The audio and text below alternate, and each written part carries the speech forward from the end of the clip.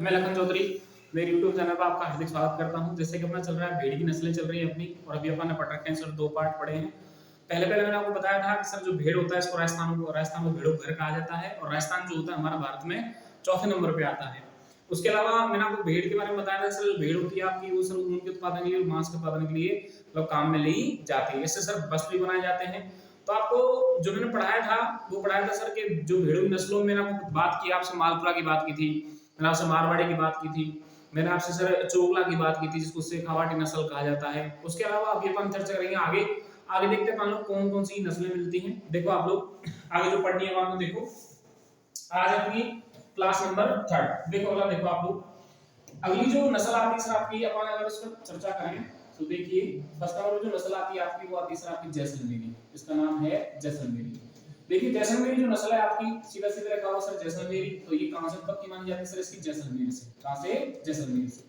आपको याद रखना है सर, यदि आपसे बोले सर इसका वितरण क्षेत्र क्या होता है, तो वितरण क्षेत्र का मतलब ये होता है कि कहां का पाई जाती है। तो ये वाली जो नस्ल है आपकी वितरण क्षेत्र की अगर हम बात करें तो ये पाई जाती है सर जैसे आपकी जोधपुर में मिलती है सर, और कहां पे मिलती है सर? आपके बीकानेर में पाई जाती है, और कहां पर पाई जाती है सर? आपके जैसलमेर में पाई जाती है। तो ये इसका क्या है भैया? आपका इसका वितरण क्षेत्र है। अगली बात करें तो जो जैसलमेर नस्ल होती है इसका जो रंग होता है, रंग की अगर आप बात करें तो इसका रंग होता है गहरा भूरा। गहरा भूरा रंग होता है इसका। ये वाली जो नस्ल होती है, यदि आपसे कहा जाए कि उत्पत्ति कहां से? जैसलमेर से। इसकी वितरण क्षेत्र कहां पर है सर? इसका मारवाड़ क्षेत्र के अंतर्गत है। मारवाड़ क्षेत्र जोधपुर जैसलमेर आदि के अंतर्गत इसका क्या है सर? आपका वितरण क्षेत्र। अगला देखिए आप लोग, जो ये वाली नस्ल होती है जैसलमेर जो नस्ल है आपकी, इसके जो चेहरे का रंग होता है, अभी पढ़ाया मैंने आपको, तो जो चेहरे का रंग है वो कैसा है सर? आपका गहरा गहरा कैसा है? काला है। गहरा काला होता है। और सुनिए आप लोग, आपसे भी पूछा जाए सर ये वाली जो नस्ल होती है इसकी जो नाक होती है, इसके नाक का नाम बोलते हैं सर रोमन नाक। कौन सी नाक बोलते हैं? रोमन नाक। रोमन नाक कहा जाता है इसको। और क्या बोलते हैं सर इसको? कौन बोलते हैं? तोतापुरी। तोतापुरी नाक। इसको तोतापुरी नाक भी कहा जाता है। आपको ध्यान रखना है सर, होता क्या है जो ये वाली नस्लें होती है, जो नाक होती है, नाक जो होती है सर वो ऊपर उठी हुई होती है। ऊपर कैसी होती है? उठी हुई होती है, इसलिए इनको रोमन नाक कहा जाता है। अब रोमन नाक में आपको बकरी पढ़ाई है, मैंने सर आपको भेड़ी पढ़ाई है, तो मैं भी आपको बता देता हूं एक बार में ही। देखिए आप लोग, जिनकी रोमन नाक पाई जाती है इसमें बात करें, देखो जो आपकी रोमन नाक है, रोमन नोज जिसकी पाई जाती है वो कौन कौन सी नस्लें होती हैं आपकी? तो देखिए एक तो होती है सर आपकी कौन सी? एग्लो न्यूबियन। एग्लो न्यूबियन मैंने आपको पढ़ाई हुई है। एग्लो न्यूबियन होती है, ये किसकी नस्ल होती है? आपकी बकरी की नस्ल होती है। और कौन सी होती है सर आपकी? एक जो नस्ल आती है सर इसको क्या बोलते हैं? जैसलमेरी। जैसलमेरी नस्ल जो होती है भेड़ की होती है, इसकी रोमन नाक होती है। एक सर मैंने आपको पढ़ाई थी, एक होती है जमुनापुरी। जमुनापुरी जो होती है किसकी नस्ल होती है आपकी? ये होती है आपकी बकरी की नस्ल। तो जमुनापुरी जो होती है आपकी ये बकरी की नस्ल है। इसकी भी जो नाक होती है वो कैसी होती है सर? मतलब रोमन रोमन नाक, जिसको बोलते हैं तोतापुरी नाक। कौन सी नाक बोलते हैं? तोतापुरी नाक। और अगर बात करूं आपसे, और सर एक भेड़ होती है इसको बोलते हैं चोकला। कौन सी बोलते हैं? चोकला। तो चोकला भेड़ जो होती है सर इसको क्या बोलते हैं? इसको बोलते हैं शेखावाटी नस्ल। तो ये वाली जो नस्लें होती है सारी सारी नस्लों की जो नाक होती है ऊपर उठी हुई होती है, इसको तोतापुरी नाक कहा जाता है। तो कौन कौन सी है सर? आपकी चोकला है, अगली कौन सी सर आपकी? जमुनापुरी है, अगली कौन सी सर आपकी? जैसलमेरी। उसके अलावा कौन सी सर आपकी? एग्लो न्यूबियन। ये वाली जो नस्ल होती है आपकी एग्लो न्यूबियन जो होती है, ये कौन सी नस्ल है आपकी? विदेशी नस्ल। और विदेशी नस्ल किसकी नस्ल है? ये वाली नस्ल, तो ये किसकी नस्ल है भैया? बकरी की नस्ल। किसकी नस्ल है? बकरी। ठीक है जी। तो इन सभी नस्लों का क्या होता है? तोतापुरी नाक पाई जाती है। अगली बार चर्चा करें तो आपको ध्यान रखना है कि ये वाली जो नस्ल होती है जिसके बात करें, जैसलमेर नस्ल की बात कर रहे हैं, तो देखो इसका जो भेड़ होती है ना, इसका जो आकार होता है बड़ा होता है। इसका जो आकार है वो सर बड़ा होता है।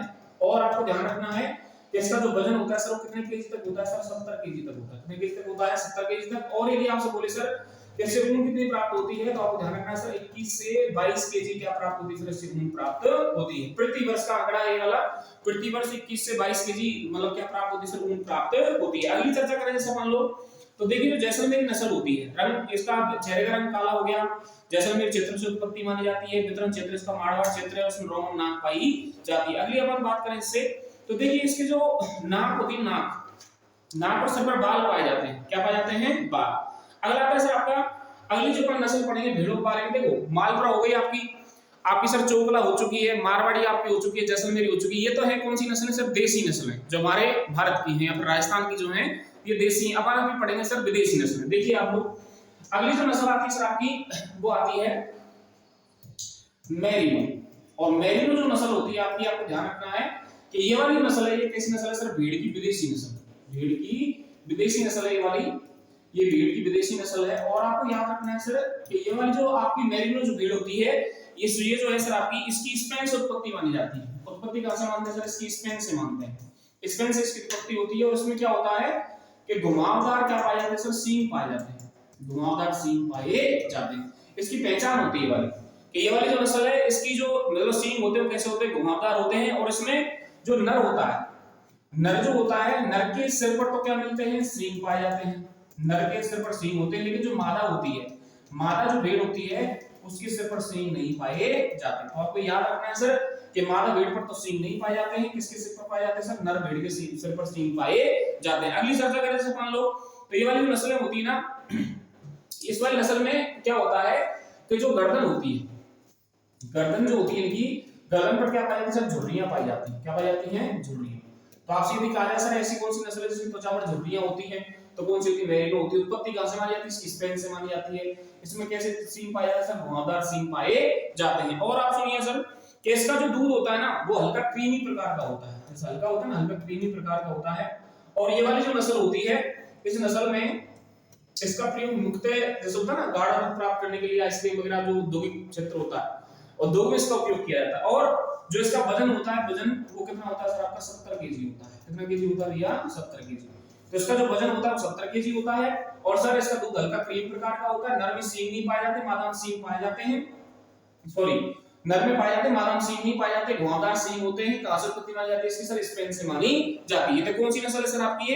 ये वाली है सर पहली कौन सी? विदेशी नस्ल। दूसरी जो नस्ल आती है सर आपकी, उसको अपन बोलते हैं कराकुल। दूसरी जो नस्ल है उसको अपन क्या बोलेंगे सर? कराकुल बोलते हैं इसको। क्या बोलते हैं? कराकुल। तो ये वाली जो नस्ल है इसको कराकुल कहा जाता है। अच्छा देखो, ये वाली जो नस्ल है ना आपकी कराकुल जो होती है, इस वाली नस्ल का जो उत्पत्ति स्थल माना जाता है वो मध्य ईरान या पाक या अफगानिस्तान से माना जाता है। देखो उत्पत्ति जो है इसकी, उत्पत्ति का बना अगर बात करें तो उत्पत्ति जो है सर इसकी वो मानी जाती है ईरान से। और कहां से मानी जाती है सर? अफगानिस्तान से, अफगानिस्तान से मानी जाती है। और अगर आपसे कहा जाए तो कहां से मानी जाती है सर? इसकी मानी जाती है दक्षिणी अफ्रीका से। दक्षिणी जो अफ्रीका है उससे क्या मानी जाती है सर? इसकी उत्पत्ति मानी जाती है। दक्षिणी अफ्रीका से इसकी क्या मानी जाती है सर? उत्पत्ति मानी जाती है। और सुनिए आप लोग, जो कराकुल होती है ना, ये एक ऐसी नस्ल होती है सर आपकी, ये इसमें क्या होता है? सींग नहीं होते, ना नर पर होते हैं ना मादा पर होते हैं। तो ये वाली जो नस्ल है ना, नर पे सींग होंगे, नर भी कैसे सर आपके सींग रहित होते हैं। और जो मादा होती है, मादा, उस पर भी सींग नहीं पाए जाते। तो ये दोनों जो होते हैं, नर और मादा जो होते हैं, पर सींग नहीं पाए जाते हैं। और सुनिए आप लोग, इसका जो वजन होता है आपका, वो होता है सर 80 से 85 केजी होता है। इसके नस्ल का जो वजन है वो कितना है सर आपका? 80 से 85 केजी होता है। और अपन अगर मतलब ऊन की बात करें तो ऊन जो होता है सर कितने केजी प्राप्त होता है? इससे 25 केजी ऊन प्राप्त होता है। तो 25 केजी ऊन प्राप्त होगा। और जो इसका वजन होता है वो कितना होता है सर? 80 से 85 केजी होता है। अगली बात करें मान लो, तो ये वाली नस्ल होती है, इसका जो रंग होता है वो हल्का भूरा होता है। कितना कैसा होता है? हल्का भूरा। तो आपको ध्यान रखना है सर कि जो इसका रंग है वो हल्का भूरा होता है, हल्का भूरा। और एक इसकी स्पेशल पॉइंट क्या मानते हैं कि सर ये वाली जो नस्ल है ना आपकी, ये वाली जो नस्ल है, इसमें जो बच्चा होगा उसको हम बोलते हैं मेमना। ये मेमने जो होता है, इस मेमने को कच्ची उम्र में जिस जन्म लेता है 2 वर्ष से 3 वर्ष की आयु में खत्म कर देते हैं, उससे लेदर प्राप्त होती है। क्या प्राप्त होती है? लेदर। तो ये कौन सी नस्ल होती है आपकी सर? कराकुल नस्ल होती है। अगला देखिए आप लोग, अगली जो नस्ल की बात करें मान लो, देखो पहली आती है सर आपकी संकरण नस्ल है। देखो भेड़ की संकरण नस्लें। संकरण नस्लों का मतलब क्या होता है सर? ऐसी नस्लें जिनसे सर क्या होता है? संकरण से प्राप्त होती है। किससे प्राप्त होती है? संकरण से। जैसे पहली जो आती है सर आपकी, वो कौन सी आती है? अविका कालीन होती है। अविका कालीन जो होती है सर आपकी, ये वाली नस्ल, अविका कालीन, ये कौन सी नस्ल है आपकी? संकरण नस्ल है। देखो इसकी जो उत्पत्ति मानी जाती है सर, वो मानी जाती है आपकी, वो होता है ना आपका केंद्रीय भेड़ अनुसंधान संस्थान। तो केंद्रीय भेड़ अनुसंधान संस्थान कहां पर है सर आपका? ये कहां पर है आप? ये आपका ये है अंबिका नगर टोंक में। कहां पर है? टोंक में। बकरी भी कहां पर है सर आपका? टोंक में है। और भेड़ भी कहां पर है सर आपका? टोंक के अंतर्गत है। और आपको ध्यान रखना है सर, ऊन उत्पादन जो है वो भी कहां से होता है सर आपका? अंबिका नगर टोंक से माना जाता है। अब सुनिए आप लोग, ये वाली जो नस्ल होती है आपकी, जिससे हम बात कर रहे हैं अंबिका कालीन नस्ल की, तो इसमें क्या होता है कि जो संकरण होता है सर, वो होता है नर मेरिनो का। नर मेरिनो होती है। और आपको ध्यान रखना है सर, इसमें मादा क्या होती है? मालपुरा। मालपुरा नस्ल पढ़ाई थी ना मैंने आपको। तो मालपुरा नस्ल की तो क्या होती है, मादा होती है, नर जो होता है वो मेरिनो का होता है। किसका होता है, मेरिनो का होता है। तथा इससे क्या प्राप्त होता है आपको, अंबिकाकालीन नस्ल प्राप्त होती है। तो आपको ये ध्यान रखना है कि अंबिकाकालीन जो नस्ल है किससे से प्राप्त होती है, नर मेरिनो, और किससे सर, मादा मालपुरा से प्राप्त होती है। अगली जो आती है सर आपकी, आपको ध्यान रखना है, दूसरी जो आती है सर आपकी वो आती है अभिवस्त्र। अभिवस्त्र जो नस्ल आती है आपकी, ये किस किस्म की बनी होती है, तो इसमें क्या होता है सर, नर तो क्या होता है, मेरिनो, नर मेरिनो होता है। और सर आपको ध्यान रखना है मादा जो होती है कौन सी होती है, चोकला होती है। कौन सी होती है, चोकला, मतलब चोकला नस्ल की तो भेड़ होती है। और जो नर होता है कौन सा होता है, मेरिनो होता है। जो आपकी आती है सर अंबिकाकालीन नस्ल को उसे नर मेरिनो होता है, मादा कैसी होती है, मालपुरा होती है। और क्या प्राप्त होता है सर इससे, अभिवस्त्र प्रकार की जो नस्ल होती है वो प्राप्त होती है। कौन सी नस्लें हैं आपकी, संकरण नस्लें हैं। कौन सी नस्लें हैं, संकरण नस्लें।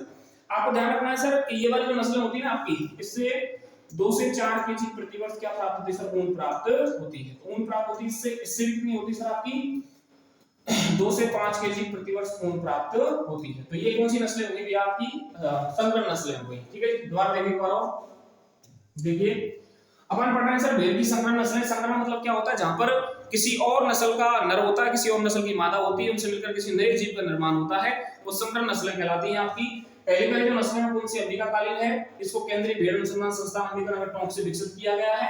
आपको ध्यान रखना है। अगले को हम बात करें तो देखिए, ये वाली जो नस्ल होती है आपकी, इसमें नर तो मेरिनो होता है, मादा कौन सी होती है, मालपुरा होती है। और इससे क्या प्राप्त है, अंबिकाकालीन नस्ल प्राप्त हुई है। प्रतिवर्ष कितनी केजी प्राप्त होती है, 2 से 5 केजी। अगली कौन सी आपकी, अभिवस्त्र है। ये किसमें नर तो क्या होता है, मेरिनो होता है, और मादा कौन सी होती है सर, इसमें चोकला होती है। कौन सी होती है, चोकला। तो कौन सी नस्ल प्राप्त होगी सर, अभिवस्त्र प्राप्त होगी, और 2 से 4 केजी ऊन प्राप्त होती है। ठीक है भैया।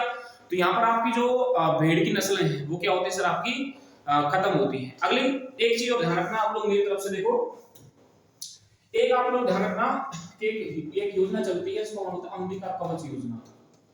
अंबिका कवच योजना। तो अंबिका कवच जो योजना है किस जानवर से संबंधित, तो भेड़ से संबंधित। ठीक है, ये पूछा जाएगा आपसे सवाल, किस मोस्ट इंपोर्टेंट सवाल है वाला, कि अंबिका कवच योजना किससे संबंधित है, तो भेड़ से संबंधित है। ठीक है भैया। तो ये आपका कौन सा सर, भेड़ नस्ल समाप्त होती है। लाइक करो, शेयर करो और कमेंट करो अच्छे अच्छे वाले। Thank you.